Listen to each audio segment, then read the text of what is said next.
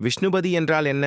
மகாவிஷ்ணுவின் பாதத்தில் மறைந்துள்ள மோட்ச ரகசியம் பற்றி முழு விவரத்துடன் வாங்க பார்க்கலாம். விஷ்ணுபதி மகாவிஷ்ணுவின் காலச் சுழற்சியில் மறைந்துள்ள மோட்சவாசல். விஷ்ணுபதி என்றால் என்ன? விஷ்ணுபதியில் என்ன செய்ய வேண்டும்?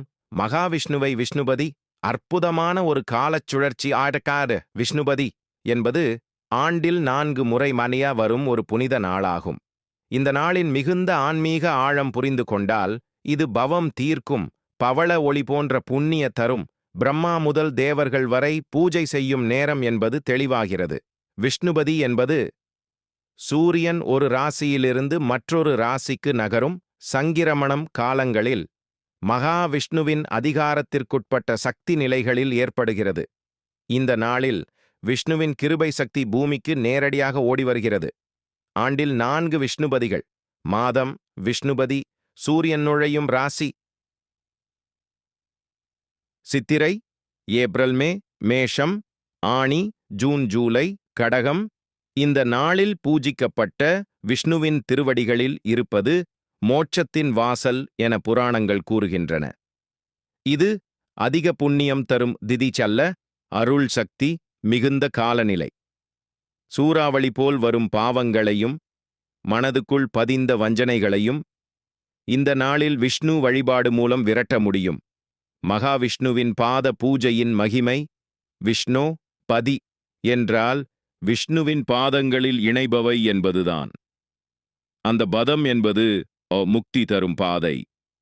இந்த நாளில் அவன் பாதங்களை ஸ்மரித்து நமஸ்காரம் செய்தாலே நாம் புனிதமடைவோம். விஷ்ணுபதி விஷ்ணுவின் பாதம் பிளஸ் அதனருள் சுழற்சி பிளஸ் நம்மை தூய்மைப்படுத்தும் ஒரு அற்புத நேரம். விஷ்ணுபதி நாளில் செய்ய வேண்டியவை: விஷ்ணு சஹஸ்ரநாமம் 108 பேர் சேர்ந்து பாடினால் அதி நன்மை. துளசி மாலையில் ஜபம். ஓம் நமோ நாராயணாய. தானம், உணவு, நீர், கல்வி உதவிகள் திருப்பதி, ஸ்ரீரங்கம், பத்மநாப சுவாமி, பாண்டரிபுரம் போன்ற திவ்ய தேசங்களுக்கு யாத்திரை சங்கல்பம் செய்து விரதம் இருக்கலாம். வைகுண்ட 7 சீருக்கு சமமான புண்ணியம் விஷ்ணுபதி தரும் உகந்த தகவல்கள். விஷ்ணுபதி 2025 தேதிகள். விஷ்ணுபதியில் திருமால் வழிபாடு. திருமாலின் பாத பூஜை நன்மைகள்.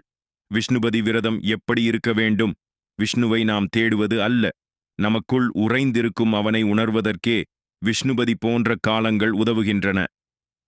ஒரு கணம் கூட இந்த நாளில் அவனை ஸ்மரித்தாலே பிறவிகளால் வந்த பிணிகள் எல்லாம் நீங்கும்.